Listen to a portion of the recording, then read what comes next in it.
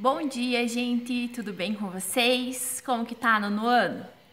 Sejam bem-vindos a mais uma aula da professora Valéria, certo?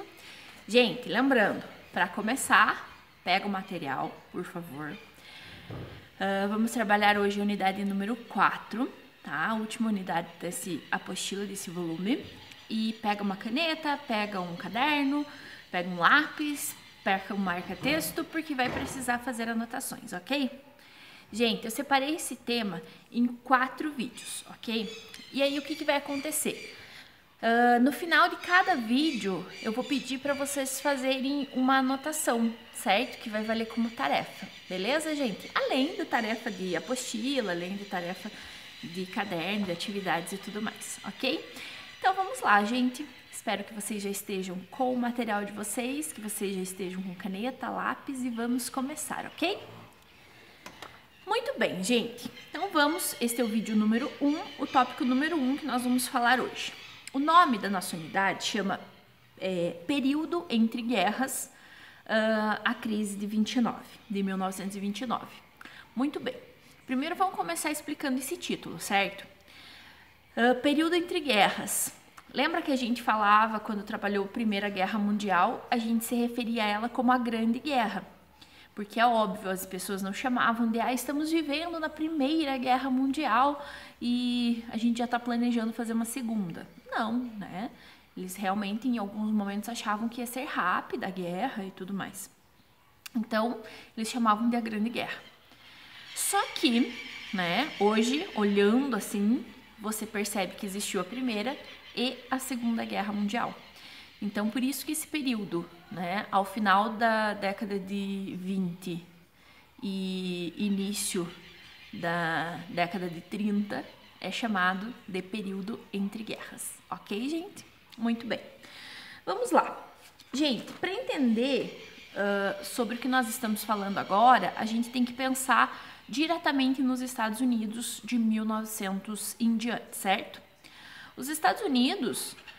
há 100 anos atrás, né, 1920, se torna uma grande potência mundial. Por quê? A Grande Guerra, óbvio, foi na Europa, né? A Europa estava toda devastada, economia, agricultura, campos, pessoas, tudo devastado. Enquanto que os Estados Unidos participaram da Grande Guerra, porém, né, eles não sofreram tanto com a guerra. Pelo contrário, eles foram favorecidos com a guerra. Ótimo para eles, né? Depois da Grande Guerra, a economia dos Estados Unidos se tornou assim maravilhosa. Por quê? Houve um boom da indústria e os Estados Unidos se tornaram os fiadores, os caras que estavam emprestando dinheiro para a reconstrução da Europa. Então, veja bem, a Europa estava devastada, comprava produtos da indústria estadunidense e emprestava dinheiro dos Estados Unidos. Então, isso fazia com que a economia dos Estados Unidos, ficasse muito boa, muito top mesmo, certo? Começou as participações especiais dos meus queridos fofinhos. Só um minutinho, gente. Para vocês entenderem, né? Esses barulhos fazem parte da nossa aula, certo? Então, gente, como eu estava falando, a economia dos Estados Unidos, boom, estourou, certo? A indústria começou a produzir cada vez mais, porque estava abastecendo o mercado estadunidense e vendendo também para outros lugares como a Europa, né? Como eu disse, a Europa estava sem produção, então eles compravam de fora, certo? Isso fez com que as coisas nos Estados Unidos melhorassem muito, certo? Então, veja bem, o que estava acontecendo? Os níveis de inflação dos Estados Unidos estavam baixíssimos, o desemprego praticamente inexistente, certo? No início dos anos 20 ali. E aí, o que aconteceu? Aqueles produtos, então a situação estava muito melhor, aqueles produtos que eram só tipo de gente rico, né? Eles foram se tornando mais acessíveis a todas as pessoas. E aí começou a criar-se, gente, uma expressão que eu acho que vocês não sei se já conhecem ou não, mas enfim, chama American Way of Life, né? O estilo de vida americano. No que consistia essa história aí de American Way of Life, gente? era no contexto de eu, você, 2 filhos e um cachorro, um edredom. Gente, a ideia da família perfeita: pai, mãe, um filho e uma filha, um carro, né? Porque sim, estávamos começando a produzir carros, e muitos eletrodomésticos, muitos bens de consumo duráveis.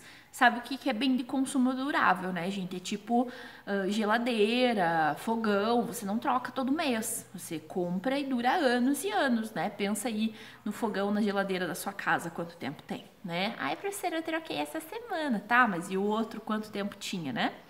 Então, veja bem, tava tudo muito bem, certo? Muito lindo. E aí o marketing, a publicidade, gente, começam assim, tipo propaganda, propaganda, propaganda, que para você ser feliz, você precisa ter coisas, né? Então, começa a acontecer isso, gente.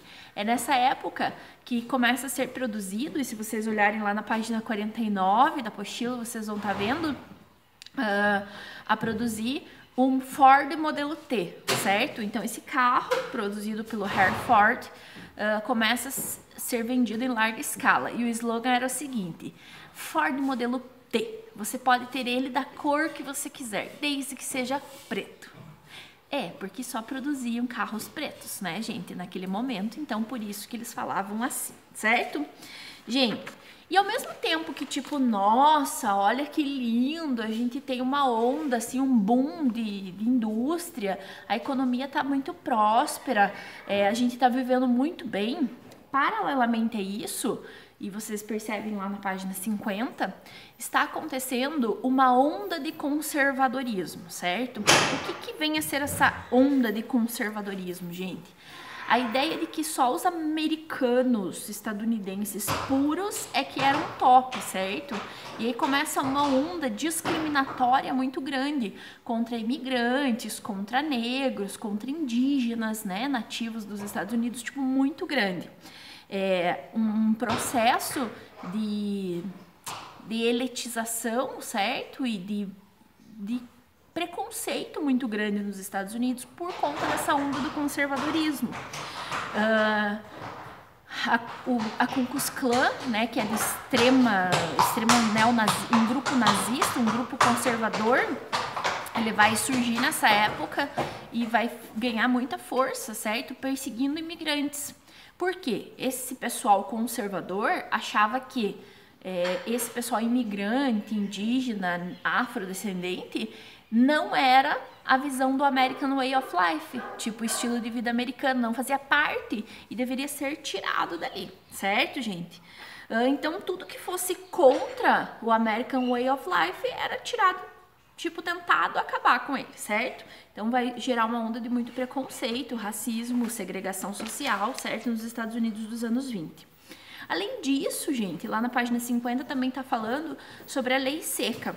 A ideia era que as pessoas bebiam e faziam muitas coisas erradas, então vamos proibir a venda e o consumo e a produção de álcool, bebidas alcoólicas.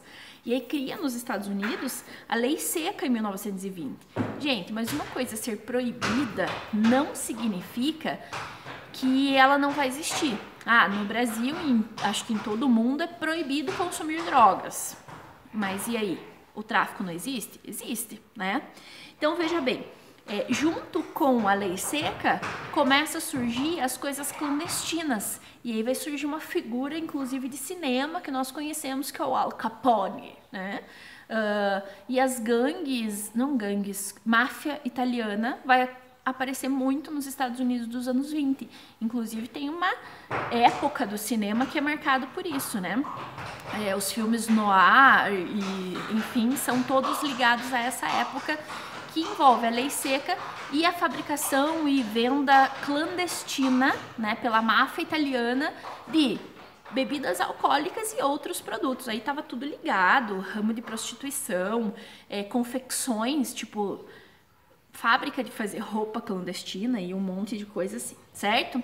Então, veja bem, por um lado nós temos um Estados Unidos lindo, maravilhoso, perfeito, Por outro, nós temos essa questão do contrabando, né, das coisas erradas. E também, gente, esse American Way of Life, esse modo de vida americano, ele não era acessível a todas as pessoas, né? A questão da compra, de fazer parte desse mundo dourado de comprar coisas, não era de todo mundo, certo? Não eram todas as pessoas que tinham acesso, porque essa economia super alta, esse dinheiro não era distribuído igualmente. Então, havia muita desigualdade social, ok, gente? Muito bem. Qual é a tarefa deste número 1?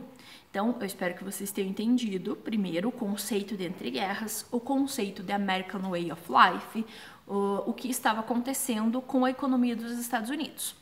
E a tarefa deste vídeo é procurar exemplos de produtos que foram criados lá nos anos 20 e permanecem até hoje, tipo 100 anos depois, no comércio, ok? Beijo, até o próximo vídeo.